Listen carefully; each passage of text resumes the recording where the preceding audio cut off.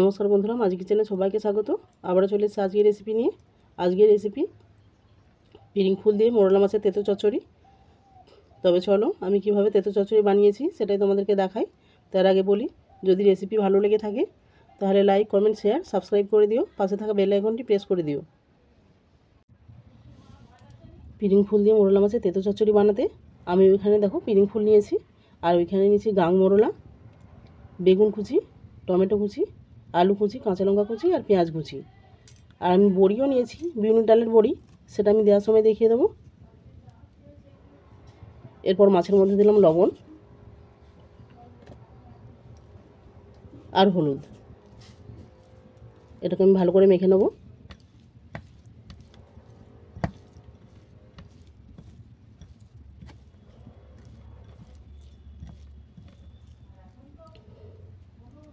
দেখো মাছটা মাখা হয়ে গেছে।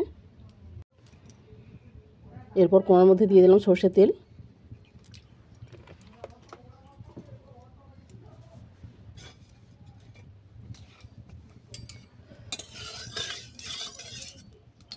তেলটা গরম হয়ে গেছে, মাছগুলো আমি তুলে দেবো।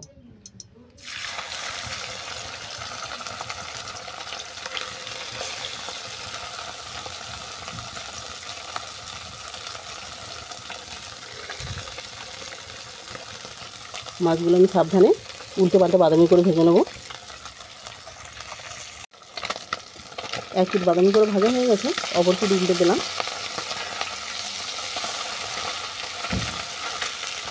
ছোটো মাছ একটু সাবধানে ভেজে নিতে হবে।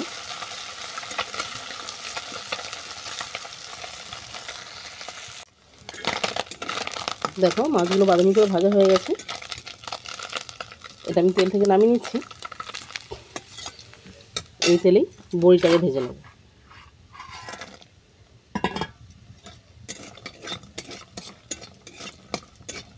বড়িটাকে আমি বাদামি করে ভেজে নেব।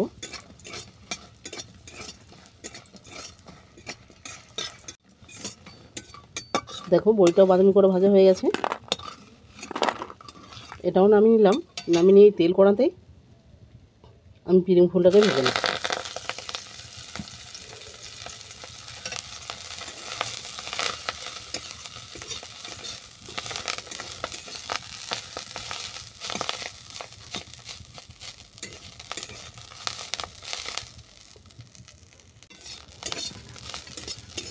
দেখো পিরিং ফুলটা আমি হালকা করে ভেজে নিয়েছি, এটা কড়া থেকে নামিয়ে নিচ্ছি।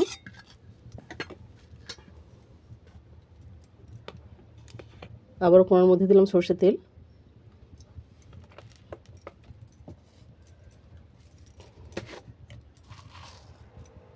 পাঁচ ফোড়ন, শুকনো লঙ্কা,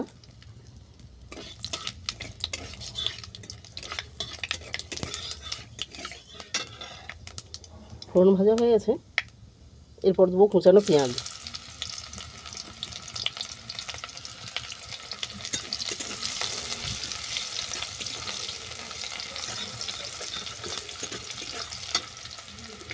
পেঁয়াজটাকে হালকা করে ভেজে নেওয়ার পর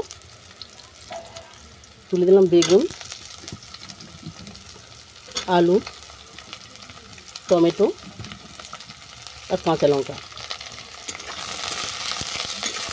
এগুলোকে আমি সব ভালো করে ভেজে নিচ্ছি। সবজিগুলো ভালো করে ভেজে নেওয়ার পর দিলাম স্বাদ মতো লবণ আর গুঁড়ো হলুদ। আমি এটা আর কোনো মশলা ব্যবহার করব না, এই দিয়েই বানাবো। তোমরা চাইলে একটু সর্ষে বাটা দিতে পারো, সর্ষে বাটাও দিলে খারাপ লাগে না, তবে আমি আজকে সর্ষে বাটা দেবো না।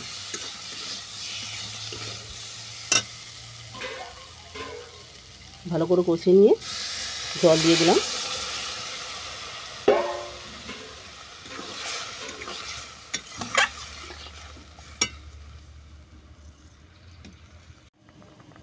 এরপর একটা ডিশ ঢেকে আমি 2-3 মিনিট রান্না করে নেব। 3 মিনিট পর আমি চাপা ঘুরে দেখব আলু আর বেগুন সেদ্ধ হয়েছে কিনা।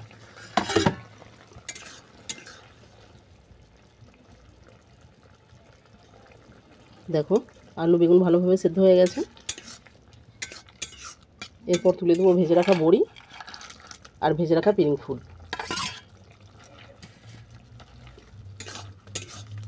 আবার অল্প করে নেড়ে ছেড়ে 2 মিনিটের জন্য ডিশ ঢেকে দিলাম।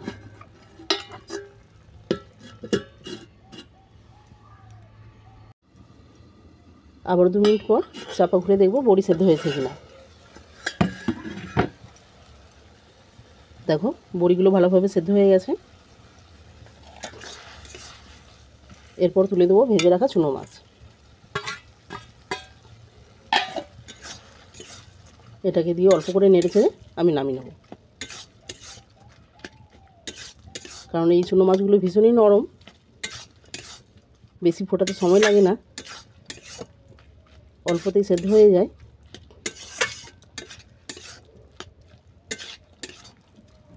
দেখো শুকনো শুকনো একবারে চচ্চড়ি হয়ে গেছে। এই অবস্থাতে আমি নামিয়ে নিচ্ছি।